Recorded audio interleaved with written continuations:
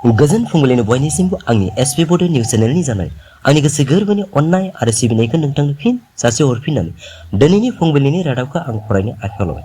आसा खालामो आंनि रादाब फरायनायखौ नोंथां जोबजासिम खोनासंगोन। दिनैनि रादाबखौ फरायदों आं मुस्रि फैमाल नार्जारि। मैया पृथ्वीराज नारायण देबब्यास बिथाङा इउपिपिएलनि हाग्रा बिफाननि इएम रन्जित बसुमतारी बिथांखौ सोंखारिना लरग' थरग' खालामनायखौ खौरां बिजोंनि गेजेरजों नुनो मोनो। बिथाङा खौरां बिजोंनि गेजेरजों बुङोदि रन्जित बसुमतारी बिथाङा सासे भेन्सार कलेजनि केन्सार फोरोंगिरि। जेब्ला बिथाङा बेंटल कलेजाव प्रफेसार खालामदोंमोन अब्ला बिथाङा गावहा नर्म्स गैयिनि थाखाय प्रफेसार मोननाय नंलिया सानखाना गावनि नखरखौ सालायलांनो थाखाय बयनिख्रुइबो मोजांसिन बेपार हिसाबै सायख'ना लादोंमोन NDFBS।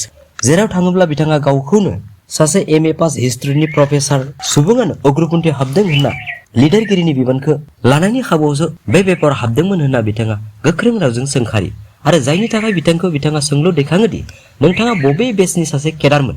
बिथाङा बुंबावोदि बिथाङा सासे ट्रेनिं गैयै 2 नम्बर NDFसो होननानै आरो जायनि थाखाय सरकाराबो बिथांखौ मिन्थिखानानै एग्रिमेन्टनि समाव रन्जन दैमारि, धीरेन, गबिन्द सावरेरा बिथांमोनखौ सिगनेचार होनो होदोंमोनब्लाबो 2 नम्बर बिथां बसुमतारीखौ एग्रिमेन्टआव सिगनेचारबो होनो होआखै होनना बिथाङा गोख्रों रावजों सोंखारियो। लोगोसे बिथांखौ थारै सासे गुबै NDF आरो ट्रेनिं गोरोंब्ला बिथांखौ अपेन चेलेन्ज खालामो सानसे एयारगानजोंब्लाबो सोर बांसिन टारगेटआव गावनि गुलिखौ फोनांनो हायो बेनि थाखाय आनजाद नायनो खावलायहरो। जाय समाव बिटिआर सरकारा सुपार 50नि बिथांखिजों डक्टर इन्जिनियारिं खालामनायनि गोबां थांखि लाबोबाय थादों, थिग बे समावनो मैया लाइमोन BPFनि गांखंनि नेहाथारि कास्टम बसुमतारी बिथाङा RTIनि फोरमान लानानै प्रमद बर'नि इउपिपिएल सरकारनि सायाव फरायसा फरायसुलिफोरनि मुङाव फैनाय रांफोरखौ खेलानि मुङाव आर'नाइ बायनाय, मिनारेल वाटार बायनाय, 5 स्टार हटेलाव आलासिफोरनो जाहोनाय लोंहोनायाव खरसा खालामनाय, फ्लाइट टिकेट बायदिफोराव नाङा फाङा कौटि रां खरसा खालामनायनि अजद दैखाङो। बिथाङा RTIनि गेजेरजों फोरमायदों दि थांनाय 2022 मायथाइनि 12, 16 आरो 20 खालारै सोलोंथाइ बिफाननि रांखौ 3.7 लाख रां दिहुनो आरो बे एखे खेलानि मुङावनो गुबुन गुबुन एंगेलनि फट' दैखांफ्लानानै लाइट, गेलारि, आर'नाइ बायनाय, एंकरफोरनो रां हरनाय, डिनारनि मुङाव खरसा, टि-शार्ट बायनाय बायदि बायदि दिन्थिफ्लानानै 2.49 लाख रां आरो लोगोसे तामुलपुराव जालांनाय ख' खेलानि गासै हिसाबफोरजों ज' खालामनानै 19.76 लाख रां सोलोंथाइ बिफाननिफ्राय रां दिहुननायखौ हाइ लेभेलनि तदन्त जानांगौ होनना आसामनि गिबि मन्त्रि डक्टर हेमन्त बिश्व शर्मानिसिम बिथाङा दाबि दैखाङो।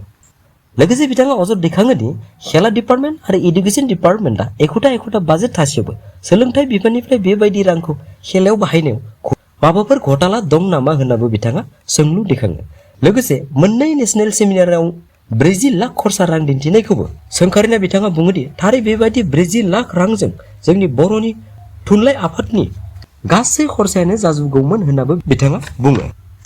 जाय समाव आसामनि गोबां बेकार लाइमोनफ्रा गावसोरनि थांना थानायनि थाखाय इ-रिक्साखौ हाथियार महरै बाहायबोदों, बे इ-रिक्सानि सायाव आसामनि ट्रान्सपर्ट डिपार्टमेन्ट परिमल बिथाङा बुङोदि इ-रिक्साफोरखौ हाइवेफ्राव जानला मानला मानसि गैयाब्लाबो लाइन फाथिना दोननायनि थाखाय गोबां एक्सिडेन्ट आरो हान्था मेलानि गोबां जेंना नुजायो होननानै खौरां बिजोंनि गेजेरजों रोखा रावजों फोरमायो आरो जायनि थाखाय मैया लोगो बिथाङा इ-रिक्साफोरखौ हाइवेआव सालायनायखौ बन्द खालामो आरो सोरबाफोर सालायोब्ला बिथांनिफ्राय फाइन लानोबो हागौ होनना ट्रान्सपर्ट बिफाननि मन्त्रि परिमल बिथाङा फोरमायो।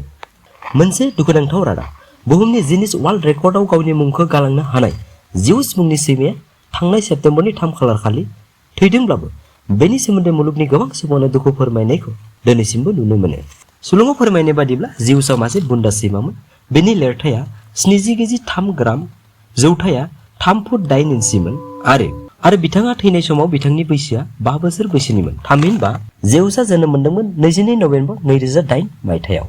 रादाब खोनासंगिरि नोंथांमोन, दिनैनि फुंबिलिनि रादाबा एसेनोसै।